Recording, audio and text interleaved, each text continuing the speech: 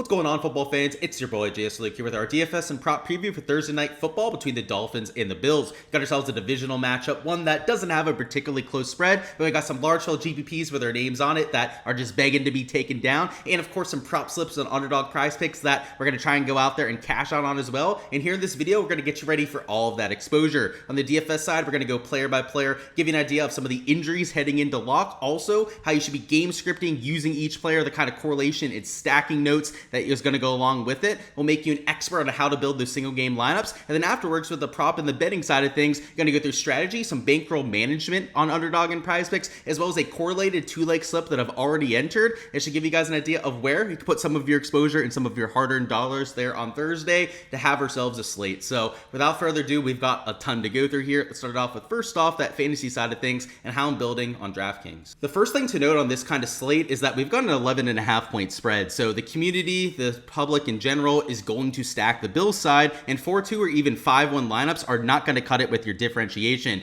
A lot of times when we have a 2.5 or 3 point spread, if you run a 4-2 or a 5-1 regardless of the team, you're getting slight differentiation there. Now even if it's a 5-1, a full onslaught towards the Bills, you're sharing that with 10 to maybe 15% of the field. So you're going to have to get different within that chalk if you plan on playing the Bills. But anything Miami built, and that could be even a 3-3 balanced build between the two teams, is going to be slightly different to the masses because everyone will take that 11.5, those 12 points. You've got Josh Allen, you've got some legit studs in terms of skill position players on that team as well. James Cook, some top tier wide receivers, even a Kincaid and Knox at tight end that people are going to be jamming into their lineup. So before we even start talking about our top plays, our top stacks, all of that you hear around the industry, we just got to know where the rest of the masses are going, and that is definitely towards the Bills side. But let's go player by player now, give you an idea of how I'm utilizing these players and a few examples on the Dolphins where you can get that differentiation. So let's start with Josh Allen up top. He's $12,400, but you could argue that he's still too cheap. He's the most expensive player by $1,600, but carries a 2x points per dollar value, and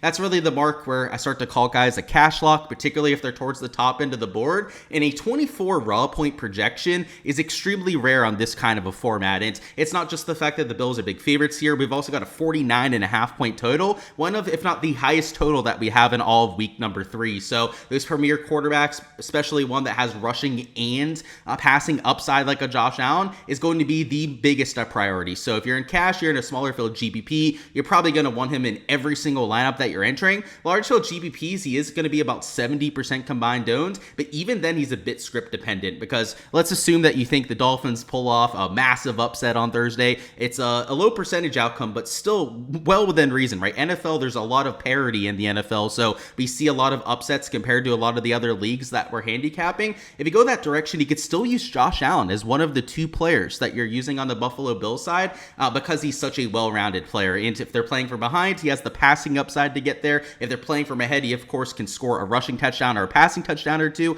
and get there that way. Regardless of the game script that you're entering, it's very hard to avoid a Josh Allen on this kind of slate. So there's a chance he's in every single lineup that I'm using. If not, it's going to be closer to 85 to 90% at the very least that I have a Josh Allen. Next up, we got Devin Achane at $10,800. He's a bit expensive, but because of his PPR production, which on a site like DraftKings is massive, where you're getting a full point per reception, he's at over a 20 raw point projection, which has him at 1.9x points per dollar value, which isn't quite as much of a priority as a Josh Allen, as his floor is a bit lower than these quarterbacks. Of course, the quarterbacks are always going to post that passing production, get you at least a little bit of rushing production too when you're a guy like Josh Allen.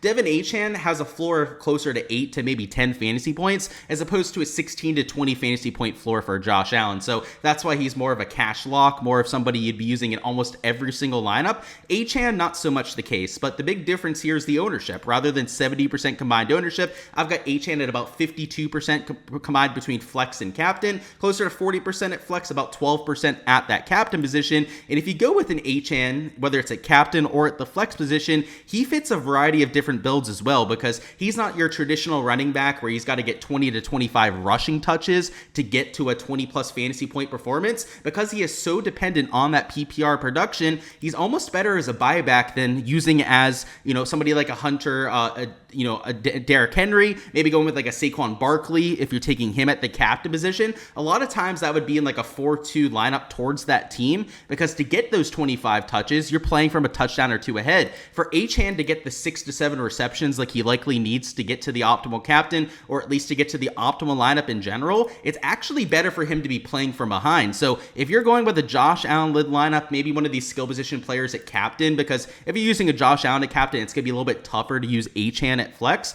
But let's assume maybe it's a Keon Coleman or Shakir lineup where they score a touchdown, maybe get you 100 receiving yards. They've got Josh Allen at flex. Achane could very well be one of those two players that you're using from the Dolphins as a buyback because he fits that script particularly well. Next up, we got a James Cook here at $10,600. He's more of your traditional running back as opposed to an Achane, though he does give you a little bit of receiving upside too. But unlike an Achane, I like him more in a Buffalo-led script, and especially at the captain position, if you're going to go with a running back that's more rushing heavy, you want to do it with a 4-2 or a 5-1. So if I'm going to go with the chalkier game build like a lot of the masses are, James Cook is going to be one of my more popular captains. I'll, of course, be using a Josh Allen at captain in that scenario as well, maybe assuming that he spreads the rock around and not one of those skill position guys is he's going out there and posting 20 plus points. If that's the case, Josh Allen could easily be the optimal captain, but this is more so where I'm leaning into that kind of correlation. So I like a James Cook. He's 1.8x points per dollar value,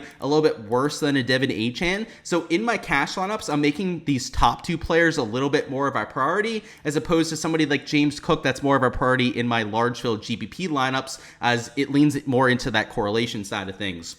Next up, we got a Tyreek Hill at $9,800. Points per dollar value continues to go down as we go down these top tier options. And at $9,800, I feel like he's a bit overpriced. He hasn't seen nearly as much usage over the last season or so. It's safe to say that Tyreek Hill has lost a step or two with the speed as well.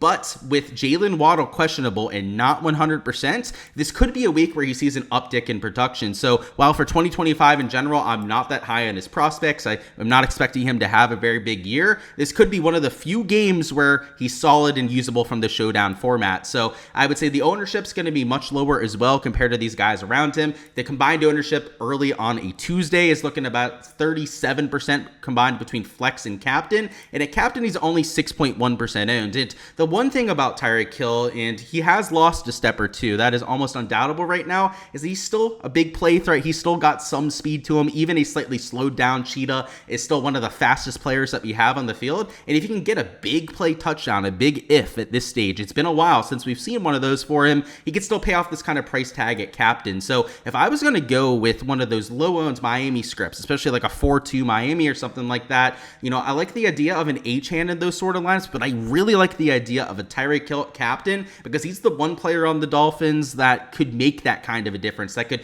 push them over the top and actually get them into that lead kind of scenario. And the best part is you could use a Tyreek Hill and Achane together and a Tua on the same team, because if Waddle's out and it is going to be a very condensed kind of target share, you could see a 25-30% target share for Tyreek Hill and nearly a 20 to 25% share for Achane, who, especially when some of these top wide receivers has gone out, has sometimes gone about 8.5 targets per game for them, which is compared to other running backs in the NFL, is pretty much borderline wide receiver one level usage. Next up, we got Tua Tagovailoa here at $9,400.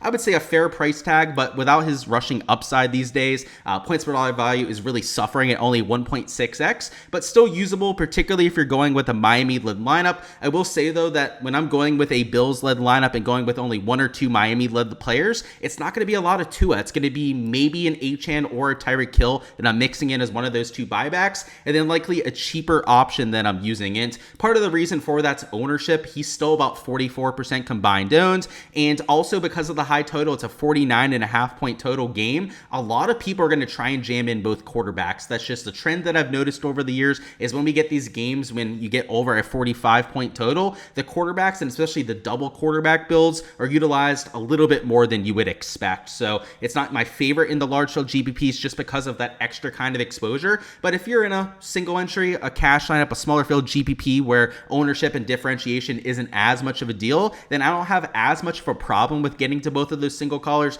just because of that. that high total, but it is a worry in those game theory heavy formats. Let's talk about Jalen Waddle next. So he's been limited in practice this week. He is only $8,800. If he plays, he's a decent value at that sort of a price tag. He's not too cheap at that sort of number. He's also not too expensive, but if he's out, it does open up a completely different dynamic on the slate. It would give a significant bump to guys like a Tyreek Hill, but it also opens up a lot of value with Miami down low. But as is, a lot of the value is looking to be on the Buffalo side of things, who we're going to go through plenty of those options here in just a few minutes. But if Jalen Waddle were to go out, it would put a lot of the chalk and a lot of the value on the other side of things. So I think that this is probably the most important piece that we have heading into lock, is seeing exactly what the injury news is going to look like. If he plays, I would say that there's a lot less value that we're going to have available towards the bottom, but it does at least open up some game theory on the Dolphins side, because if Jalen Waddle ends up being out, that's going to crank up the ownership on Tyreek Hill. It's going to make him probably about 50 to 55% combined owned. Some of those mid-tier players for the Dolphins as well is really going to get steamed up. So it's definitely a moving piece that could have pretty large ramifications on the slate, but not one that we can really react to until we have that news. Next up, we got Keon Coleman at $6,800, and I'm going to go ahead and lump in Khalil Shakir here at $6,600 as well. They're your top two wide receiving options out there for Buffalo, and Keon Coleman's the bigger play wide receiver, but Shakir's more of that PPR option. So I think in large field GPPs, I'm going to have more Coleman, probably close to the 35 to 40% exposure there at the very least at the flex position. Probably going to add on some captain exposure as well. Whereas Shakir, if I was playing cash, not sure I'm going to be playing cash this evening, but in my smaller field GPP exposure for sure, some of my single entries, I'm going to be going with Shakir instead, because his floor is a lot higher on a PPR website like this. He'll get more targets than you have with a Keon Coleman, but Coleman has more of that red zone upside. He's that big body, high point wide receiver, can go after those contested catches, whereas Shakir's more of that PPR dice it up towards sort of guy. So if they're playing from behind, I would say that both of these players are viable, because Coleman could be getting some of those downfield targets, that high ADOT sort of wide receiver, whereas Shakir, if they're just throwing and trying to get down the field, kind of death by 1,000 paper cuts sort of strategy, then he's the kind of wide receiver that I would want. So I'm going to have both of them. Both of them are for sure going to be in the player pool, but it's going to be dependent on the sort of contest and the sort of upside that I'm looking for the wide receiver I'm going after. Because if I need upside, Keon Coleman is the clear player that I'm going to be using. Ownership's pretty close on them too, so we don't have to worry about that one so much. But if the floor is really important, especially like in a cash lineup, then Shakir, in my opinion, is by far the better of the two. Next up, we got the Bills defense, which is $5,800. They're about 20% combined owned as well, so they are getting their fair share of steam. And a lot of times when we get to a slate where you have a 12-point favorite like this, the defenses start to get steamed up. But the Bills defense at only 20% is not nearly as high owned as sometimes we see. A lot of times it'll be closer to 30, 35%. So it's still early on a Tuesday. This could steam up by the time we get to lock closer on Thursday. But if he's going to stay around 20 to 25% on that defense, then that'll be a correlation spot that I'm using, because you could pair this up with perhaps a James Cook at captain. You could even use a Ray Davis and correlate it with this Bills defense as well. These Bills defenses, the special teams units, they really benefit from a positive game script where the team is playing from a touchdown or two bet and ahead. And it's kind of a no-brainer with them not allowing points and that contributing to their score, but also the fact that possession, the other team having the ball and having to pass a lot, will let you get interception points, also let you get sack points, which are really important to that defense/special teams, which adds further correlation to that running back position, because if the other team is fixated on passing, giving you those opportunities for the defense to score, well, that means that the running back in that same kind of script is likely getting extra usage as well. So not just a James Cook, but also a Ray Davis that we'll talk through here in a bit. Ray Davis, by the way, might be my favorite play on the slate. Very correlated with that Bills special teams unit. And next up, we got Dalton Kincaid at $5,400. He looks healthy this year, which is massive. He did not look healthy over the last year and a half. He was slow. He was sluggish. He was not getting open for the Bills. So far this year, he's looked like the rookie Dalton Kincaid. So I project him for about 1.5x points per dollar value, but I have a feeling this projection may rise as the week goes on, as I want to adjust it for weeks 1 and 2, which have been very favorable for him. And at this point, I don't have him getting a ton of ownership. In fact, just a little bit more than that Bills defense. So I haven't completely, built a set of lineups at this point. It's still too early for me to go out there and build a full set of 150, but Dalton Kincaid might be one of my highest exposed plays in this mid tier because he's got the floor I'm hoping for. He also has the upside if he can get into the end zone, and at this point is about averagely owned, and I have him as a well above average play. You've got these kicker here, so you got a Matt Prater at $5,000. I've been a huge proponent of these kickers to start 2025, and it has done me extremely well in my large scale GPP exposure. They should be $5,500 to $6,000 almost always, especially when you're the favorite in a high total game like this,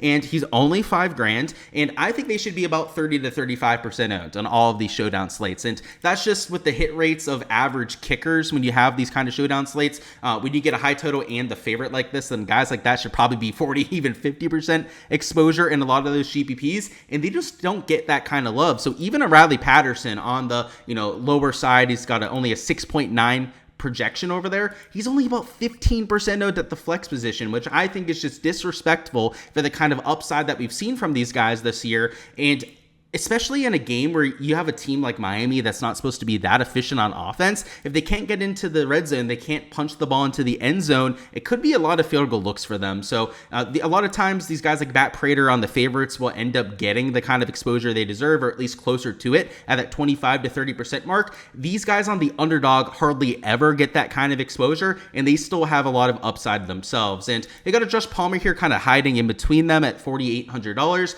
He's the highest points per dollar projection that we have in this 4 to 5K range, and he's going to get a lot of the steam because of it. And the issue that I have with it is that Bills offense has so many bodies on offense. You have so many different options that it's hard to really give these guys any sort of floor. So though the upsides there, you saw that with Palmer, a lot of high ADOT targets, which is big for a showdown format like this. It could easily end up being some of the lower tier guys that end up getting the job done instead. So for example, an Elijah Moore scored a touchdown this very last week. A Shakira Coleman can end up being the player that you have to have. So if somebody like a Josh Palmer is going to be 40% combined ownership by the time we get to Thursday, I'll probably go to other options instead. But if he stays close to this 30 to 35% mark that he is right now, that's probably about where he should be, and I'll probably get close to the field is what I'll do on that sort of number. Darren Waller has been rolled out, so keep that in mind for Miami.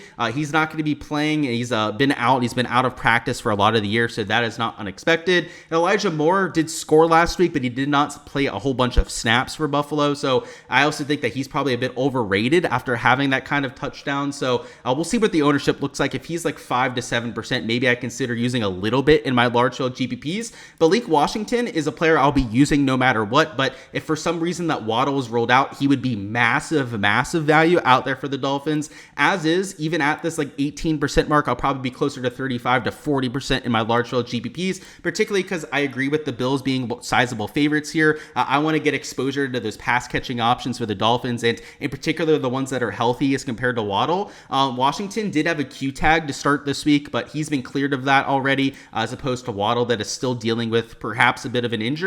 We've got the Dolphins defense at $3,000. If you're bold enough to play a 4-2 or a 5-1 Dolphins lineup, large field GPPs, I guess, would be the place to do it. Dolphins defense would like instantly get you different to the rest of the field. And let's not act like there couldn't be a fumble touchdown, or there couldn't be like a return touchdown, or Josh Allen makes a silly throw and throws a pick six. Even the best quarterbacks, even the best offenses make those mistakes at times, and if that happens, that's really all that has to happen for them to get to the optimal lineup. And if they do so, you're getting them at sub 10%. That could be your lottery ticket to not duplicating yourself with 1,000 other people, also to make sure that you're getting that leverage to move to the top of the GPP. So don't discount the Dolphins defense, and in fact, I'll have to see what kind of exposure I'm looking at in the large field GPPs, but if I have any 4-2 or 5-1s, that's probably something I'll think about doing. And Jalen Wright is likely going to play for the first time this year. We'll have to see if he's a healthy scratch or not, though. It is, of course, still a possibility with the fact that he hasn't practiced as much, but he's $2,800, and he's likely going to see at least a few carries for that Miami Dolphins backfield. So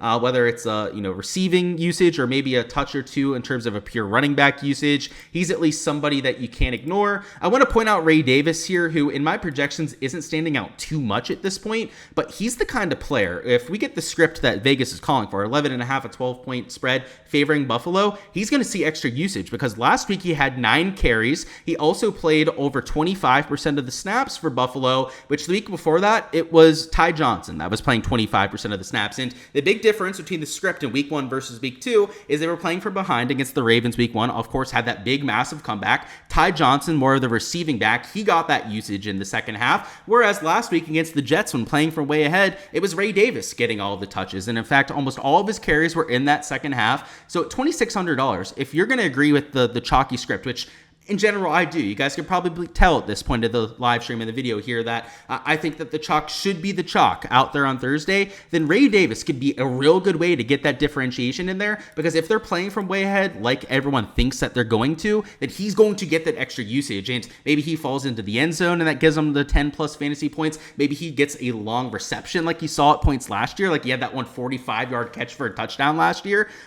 It could even just be a big 30 to 40-yard run. He gets to 7, maybe 8 fantasy points, and that could pay off this sort of a price tag. So I love Ray Davis. He's probably my favorite value option that we have on the slate. I don't usually like the double running backs, like using a James Cook and a Ray Davis together, but as 11, 12-point favorites, if they're going to run a 4-2 or, God forbid, a 5-1 full onslaught stack, then Ray Davis could be usable there. Dawson Knox, tight end 2 for Buffalo, also going to see quite a few snaps. They run a lot of 2 tight end sets out there in Buffalo, and of course, anytime Kincaid comes off the field, Dawson Knox is going to be heading in there for him. He gets a lot of targets. He's very comfortable with the Josh Allen as well. He's been up there for pretty much his entire career. So backup tight ends, particularly on efficient offenses like we have for Buffalo, are going to be in play for me. And Ollie Gordon II has not seen a lot of usage to start this year. And of course, if you have somebody like Jalen Wright coming back into the mix, that probably takes away even more usage from him. So probably not going to have a lot of Ollie Gordon shares. You've got Nick Westbrook-Akine. He's the kind of player that if Waddle was out would be a little bit more viable, but as is, I think I would rather have Malik Washington, especially after him getting cleared of that Q tag. If he was going to be a bit banged up, I was going to boost Westbrook-Akine just a little bit more, but we'll have to see if that's the case. Probably not going to be a big part of my exposure. If I was going to play any Miami-led lineups, like I was saying, week 1, he played when they were playing from behind because he's a decent pass protector. He's also a much better receiver out of the backfield as compared to a Cook or a Ray Davis. So I'm not saying that this is a likely outcome or even anything I'm going to get to, but if you were playing a 3-3 or a 4-2 Miami lineup, Ty Johnson would be a really good buyback option because he fits that kind of a build. Julian Hill will at least play now that we know that Darren Waller's out, but Tanner Cooper's the backup tight end for the Dolphins that you want. He's seen more receiving usage. He's also run more routes to this point of the year, so at $800, also super cheap. Could be a potential GPP flyer. And then outside of that, guys, there's not much down here. I mean, you've got the fullbacks and an Alec Ingold or Reggie Gilliam that will play snaps for either team, but outside of a 1-yard touchdown, probably aren't getting there. And then you've got an Eskridge, Jackson Hawes, and then a Terrell Shavers down here that might not even be active for Thursday night's game. So we'll have to, stay tuned on those. Maybe they're usable in large field GPPs if we do get confirmation that they're active. It's going to be a lot of Bills-led lineups and then trying to get creative within it, whether it's a Bills defense, maybe getting to a Ray Davis for that differentiation. That's the smart way to play the slate, in my opinion. And now for the prop side of things, where we've been super hot to start 2025, and we're over 20 units into the profit so far. That's only through 2 weeks. It's not like I'm spam entering slips either. Just been a really solid start to the year, and hopefully on Thursday we can add on top of that. So let's talk about first off the strategy here and the kind of lines that we're locking in. So this is a slip where we're getting the correlation between both spots, which is really the hallmark of what I do in terms of my betting for NFL, is I try and find actionable game scripts and then build lineups that are favored whenever we get that kind of a script. And with an 11.5-point spread between the Dolphins and the Bills, it's clear that the Buffalo is expected to win this game. And if they're playing from a touchdown or 2 ahead, like that kind of spread would indicate, that's going to lead to different usage than what these teams are used to. So for example, from the Buffalo side of things, they're not going to pass as much if they're playing from way ahead. Now, to get a multiple touchdown lead, they're going to have to pass to get there, but I'm more so talking in your 3rd and 4th quarters. That's going to lead to extra usage for their running backs, whether that's a Josh Allen trying to rush for some first downs, maybe even getting kneel downs towards the end of the game, getting extra rushing attempts there, or guys like a Ray Davis or James Cook at running back that are also getting extra usage as well. And if you guys were here for the DFS section before, I was talking about the Buffalo running back situation, which is really different from week 1 to week 2. Week 1, of course, is when they were playing from behind, had the massive comeback against the Ravens. When playing from behind, it was a lot of Ty Johnson and a lot of James Cook. James Cook always going to be the alpha number 1 for them, but the number 2 running back will change from week to week. When playing from behind, Ty Johnson, the better pass protector and receiver out of the backfield, played closer to 30% of snaps that week, but the week after that, when they were playing from way ahead against the Jets, you saw closer to a 30% snap share for guys like Ray Davis, and Ray Davis got nearly 10 rushing attempts as well. So when they're playing from ahead in this kind of a script, I feel very comfortable with him getting 5, maybe 6 rushing attempts, and with how terrible that Miami defense has looked so far, I'm expecting him to have at least one big run on that. So I took his over at 21.5 yards.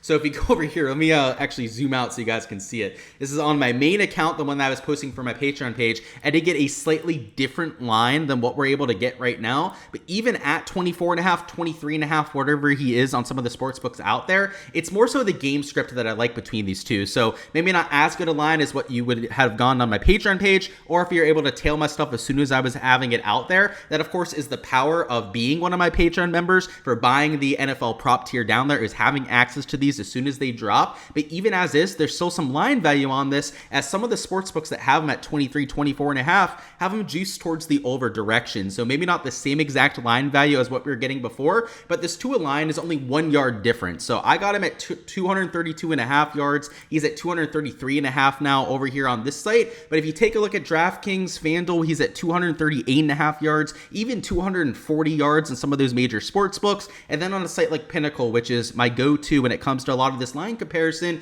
he was at 236.5 yards and nearly minus 130 towards the over. So not only some juice towards the over, but a 3-yard discrepancy on that line, a 6, a 7-yard, at least a 5-yard discrepancy compared to a lot of the other sports books that were out there. So I did take him on Prize Picks. This was a 3x payout, as you guys can see up there. The $5 max that they have me out of my main Prize Picks account is just criminal at this stage that I can only enter for that sort of number. But over here in Underdog, it is a slightly different line, right? 1 yard higher, than a little bit higher for the Ray Davis, but you do get a higher payout. So I did not play this on Underdog. I played this on Prize Picks, as you can see, but over on Underdog, it is a 3.06 payout. So a little bit better because of, I guess, the slight anti-correlation between these two. But is there really anti-correlation? I mean, let's think about it. We already talked about the Ray Davis getting the extra touches of playing from way ahead, a little bit of slight line value there too, especially with that 21.5 line I mixed in. But with Tua here, we have the line value 4-5 yard difference. And if they're playing from way behind, they're going to have to pass more. We know that, right? If they're playing from minus 11.5, minus 12 points,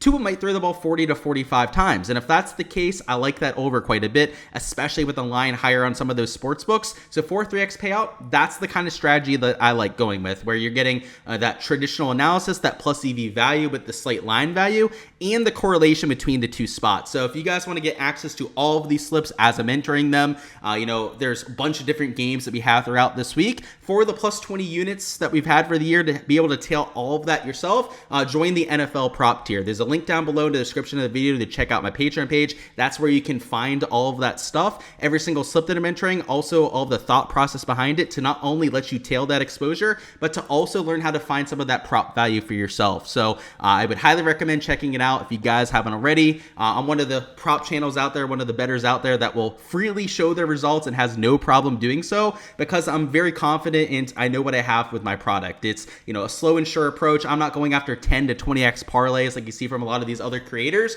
I'm more about that slow tortoise level approach where, we'll win a couple units every single week and be able to stack it up over time. The plus 20 units that we've had through the first few weeks, I'll show you guys the results on the screen, are not always going to be that good. I mean, it's been a really good 2 weeks. We've had a lot better results than really what I'm used to the first couple weeks of the year. But with that approach, you can still have that kind of a spike week. But when you have bad weeks, we're not going to lose 15 to 20 units like you see like a lot of these other sites, right? A bad week for us will probably be like 3, maybe 4 units into the negative, whereas, most of our weeks are probably going to be 4 to 5 units into the positive. if not the 10 unit weeks like we've had here for weeks 1 and 2. So that's really what differentiates what I do compared to these other people, is it's not nearly as degenerate as what you see on a lot of these other paid people. And it makes me wonder like how they even thought it was a good idea to start their package when you see them just posting these plus 5,000 parlays, these plus 6,000 parlays. Like maybe they hit once a month and then they're able to go out there and flex that on Twitter, and that's how they end up getting people to sign up for them. I keep my subscribers that I get signed up, right? That's the whole idea, is retention with what I do, is people that sign up for me, they're not expecting to hit a plus 10,000 parlay, a plus 50,000 parlay on every single game, because that's completely unsustainable. If you have aspirations on trying to make this more sustainable, something that you can do, bet throughout the year and get a few extra dollars out of it, that is exactly what my Patreon page is for. And it's not just about being handed the picks either. It's about teaching you how to do that for yourself, because, I only have so much time to go through the board and find the bets that I place for myself. I'm not able to find every single piece of value. I'm only one mind, only one person myself, right? I'm always prone to make some mistakes too. So that's why I try to give my process out there to more people so that they can implement a lot of the tools that I do, a lot of the research that I'm doing on all these props to try and find success for whatever they're entering on their own. So check it out below if you guys haven't already, and let's cash out on this 2-leg slip here. Alrighty guys, that is all I've got for the Thursday Night Football preview. Best of luck with all the exposure you guys are going with, whether it's on the DFS side or over there with your props. I hope you can cash out, make Thursday a profitable one,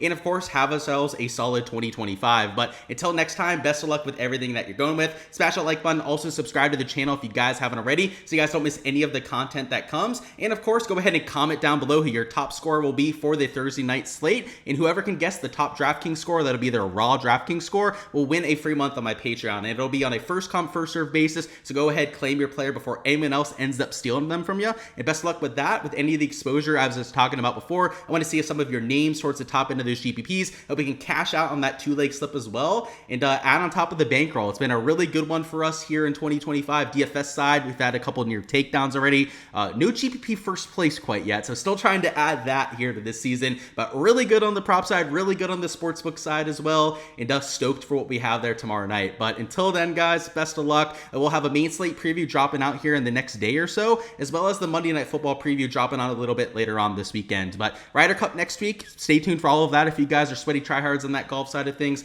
I'll see you guys for the rest of the content for the season.